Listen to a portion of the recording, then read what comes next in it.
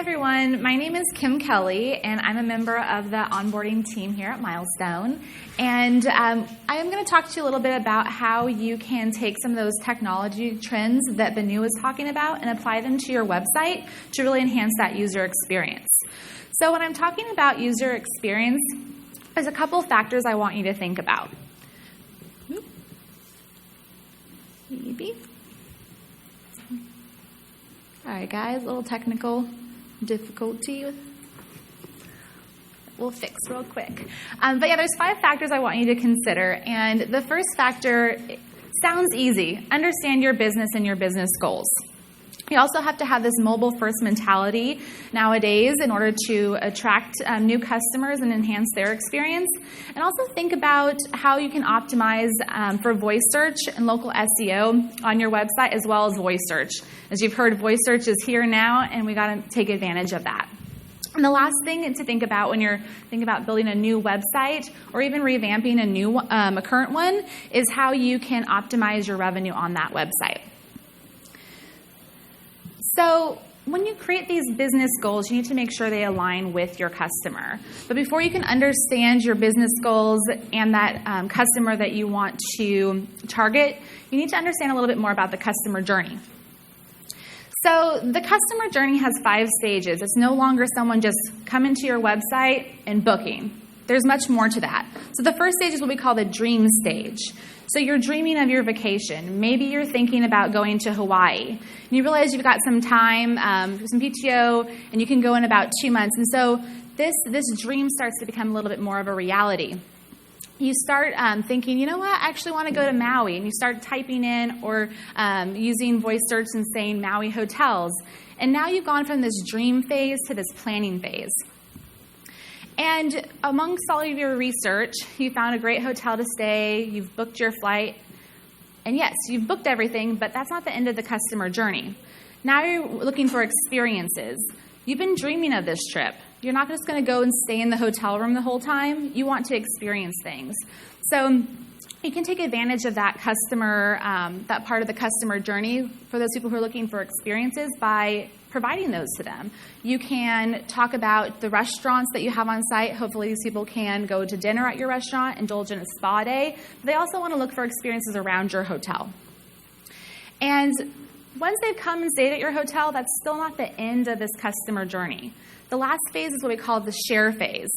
If you've gone to Hawaii or any vacation, you're probably going to share photos on social media. You're going to write reviews about your experiences. And the cool thing about that last share phase of the customer journey is it's going to encourage this next, influence this next generation of people who are embarking on the customer journey, the people who are now starting to dream of their next trip. So now that you understand a little bit about the customer journey, now we can focus on your goals. And I'm sure all of you out here have the goal of increasing revenue. And that's a great goal, but I want you to get a little bit more specific than that. So yes, you want to increase revenue, but how do you want to do that? Do you want to increase more direct bookings? Yes, you want to increase more direct bookings, but is it for a certain special offer or package that you have on the website? So maybe you want to promote your bed and breakfast offer. Perhaps one of your business goals is to increase wedding business. But is it for a certain need period? Are you trying to get more people to book weddings during the winter months, like December and January? And maybe one of your last goals is to increase online reservations for your restaurants. But is it for a certain time of day? Are you looking for more people to come in for your Sunday brunch that you just started? So get a little bit more specific than, I just want more revenue and bookings. And you can even add numbers to those. You want to grow them by a percentage and really make these SMART goals. Okay, so now you've got your goals. What do you do with that? Now you need to think a little bit more about your audience and this target audience. But how do you figure out who your target audience is? Where do you even start? A great place to start is looking at who's already interested in your brand and who's already booking with you. So using your CRM and your PMS and see if there's any trends. Are there more men booking? Are there people coming from a certain city a lot more than other cities? And kind of developing this idea of your audience at that point. I also like to use review websites. TripAdvisor is a particular favorite because you can see why someone was coming to your hotel. They have the ability to say, I was traveling for business, I was coming with my family, I was going with my significant other, I was traveling alone. And so, again, paint that picture of that customer. You can also use social media. If you're running any social media ads, you can see who's actually clicking through on that campaign. And then last but not least, Google Analytics. When you go in there, you can see, what percentage of people coming to your site are female? What age range is coming to your site more than maybe a different age range? Are they coming from a certain location, or if there are a certain interest that is a common thread amongst these people? And so you've done your research, and you're starting to get an idea of who's already coming to your site and how you can enhance that experience for them. But you can take that a step further. So maybe during that research, you've found out that 65% of the people coming to your site are actually women. And maybe there are a lot more people coming to your site between the age ranges of 25 to 45. And you start developing this ideal customer. Why is that important, though? This is going to be the driving force for the messaging you have on your website, as well as even the design and the content that you're going to be having on there. So now we've got our goals, we've got our target audience. How can we now think about using technology to enhance that experience for this customer that we've found as our ideal customer? Before I talk about the different things you can do in terms of technology to enhance that user experience, I want you to start thinking about your website as no longer just a marketing tool, but as an e-commerce platform. But why do I want you to do that? Because big companies like Booking.com and Expedia are thinking of it that way, and what's happening is they're investing all this money into technology, and they're seeing great results.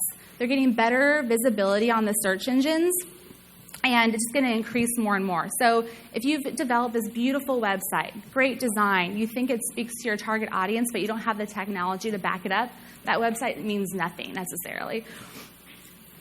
So I'm not going to talk too much about mobile because Mike's going to be talking about that later today, but that is one piece of the technology puzzle. And if you are having a website that has this app-like experience, that already increases the user engagement. They're swiping and they're scrolling and they're getting this information they need. But then when you top that with things like PWA and AMP that give information to your guests at lightning speed, that's really going to help them get that information they want and need and not have to wait for it. And that, again, is going to make them a happier customer.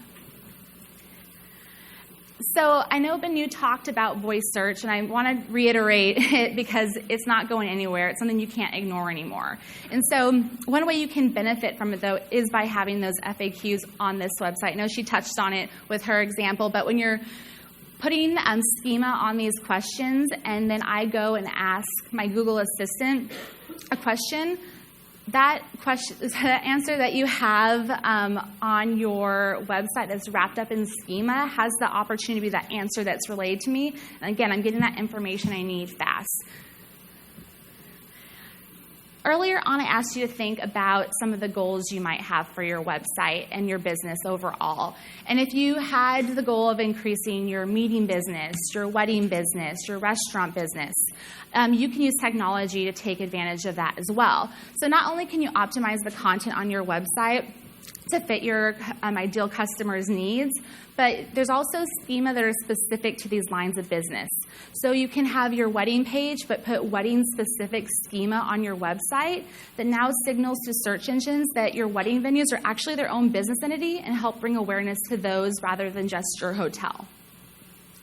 If one of your goals was to increase more direct bookings, some sort of technology like the OTA rate parity widget is a great opportunity because, one, it shows that your price is better than the price that is displayed on these OTAs, but you have the opportunity to show some of the extra benefits someone might get for booking direct, whether it is a late checkout, a welcome amenity, free Wi-Fi, and that makes your guests feel special. They feel like they're getting something a little extra by booking directly with you in addition to that value you're presenting. And The last item I want to talk about deals with site abandonment. And so, believe it or not, 75% of bookings on your website are not complete. The good news, though, that 50% of those people do intend to make a purchase within the next 7 days, and they do make a purchase. But how can you make sure that purchase is on your website and not another competitor or an OTA? And so with a site abandonment, you can leave a message that either shows, again, directly with the benefits of booking directly, or you can also offer a special package there, and that way that resonates with them. So when they do come back, maybe they're still in that planning phase that I talked about in the customer journey, they keep you in the back of their mind and then come and convert at your website. So that's a little bit about how your goals can align with your target audience and the technology you can use, but how can you take that a step further and personalize it? Well, I'm going to leave that to Asta to talk about. Thank you, Kim. Welcome, ladies and gentlemen. My name is Asta, and I lead the onboarding team here at Milestone. What Kim spoke about was identifying your customer journey, developing your target audience, the persona, and then how you can use the technology to align your overall business goals with that target audience. Now, what I'm talking about is how you can use all of that information and personalize the user experience for that end user on your website. Let's start with designs. The end goal while developing any website is to create that emotional connection through your website design. Every time we see a website as a user, we always develop that kind of an emotional connection. For example, this project that we did here for Hotel Vive, it's a beautiful property that's located in Waikiki. It's on beach, and the target or the goal that we had was to redesign their website. What we did was we looked into their Google Analytics to get a sense of who is visiting the website currently. And what we found out was that there were distinct categories of people who were visiting the website. So there were people who were who were interested in exploring the local cuisine in Waikiki. There were people who were interested in outdoor activities. There were people who wanted to be in that area just for shopping. So what we ended up doing was we ended up creating these 3 or 4 buckets and started creating content that would appeal to these buckets. So right from the homepage, our goal was through the design, through the content, target these distinct personas. Another example here is for Don Cesar. It is it's a luxury property in Florida, known as the Pink Palace amongst locals. What we did here was, apart from the overall goal of increasing the revenue from the website, we also our goal was to bring awareness to their wedding business. So, using the imagery, using the colors, using the layout, we started building that awareness around their wedding venues that would entice potential brides and grooms. But not just in terms of the design. What we also did was, in terms of the content, we started putting information about their wedding business. So what we did was we went into their TripAdvisor reviews, and we started to research about people who were specifically leaving reviews about their weddings business. And what we noticed was that people were talking specifically about their wedding venues and how beautiful location it was. So tying all of that back with imagery, with the content, and the services that the property was offering for the wedding business, we created that personal experience for the users. Now, earlier, Binu spoke about putting relevant information on your website and tying that back to your target audience and looking at the industry trends at large. We know that almost 70% of the visitors on a website would make a booking with a hotel if it offers destination-level content. Now, this is something that the giants in the industry, like TripAdvisor or Airbnb or even Expedia and Booking, have realized, and they're investing heavily into that experiential content. The idea is that your content on the website should inspire that engagement with the user. And you can do that by putting information about the destination. Another way to put relevant information on personalized information on your website is through events. You know your target audience. You know the market that you're located in. If there is a particular event that your target audience is going to be interested in, why not put that information on your website? But take it a step further. You know that they are looking for this information about the event, but there might be a lot of other questions that they have regarding this particular event, like directions to that venue, how to get to that venue. Is there any parking available? So why not have all of that information added to your website to supplement that event's information? Now, of course, adding the event information that's wrapped up in schema is going to get you recognition in the search engines, but adding that other layer of the personalized information is what your users are ultimately going to be appreciative about. Another way to personalize the content on your website is to target it based on the location of your user. Now, if you have your target audience that's located in vastly different markets, let's say San Francisco versus New York, people in these two markets are going to have very different expectations from your brand. They're going to look for very different information, and the way they're going to interact with you on your website is also going to be different. So why not take advantage of that fact and put the same, instead of putting the same information, put different information that targets different markets. So now you have your designs and your content information about what you're going to do with your website. You have your beautiful website created, you've developed it. Now what? The process doesn't stop now when the website's already been launched. It's just the beginning of testing out the user behavior on your website. What you can do is periodically run A/B testing on your website to test which version of a slight modification in terms of design or content is working better with your users. For example, when we did a small variation where we put the text on the images on mouse over, what we saw was there was a 4% increase in conversions.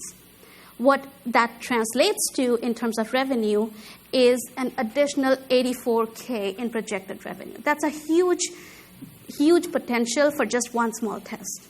Now, any website that is getting more than 500 visitors in a single day, we do recommend running regular A/B testing to track the user behavior and modifying the website based on the results of those tests.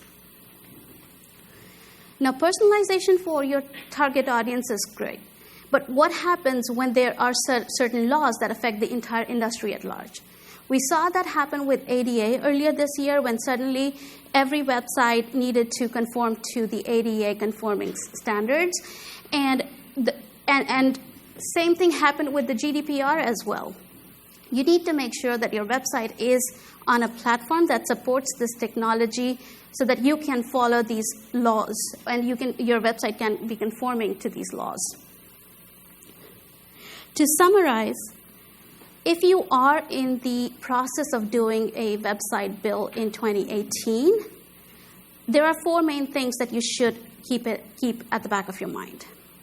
Number 1 is mobile first. Always think about the experience from a mobile user perspective, whether it is through a mobile-first design, it is through progressive web apps, or it is through accelerated mobile pages. Mobile-first experience is the key. Always lead with the technology. Your SEO efforts and technology go hand in hand. So you use or utilize the benefits of adding schemas on your website. Make sure your website is enabled for voice searches. It is important to get users on the website in the first place, but equally important is to make sure that whoever is coming to your website is actually converting. You can do that by using optimization technology, like the website abandonment technology, as well as testing out the user behavior through A/B testing. And lastly, it is always that personalized engagement should always be at the back of your mind, whether you're researching about your business goals, your target audience, how all of that could be used together and put on your website should be the focus of the entire conversation about the website build. Now that's it from my side, guys. Thank you so much, and I open the floor for questions now.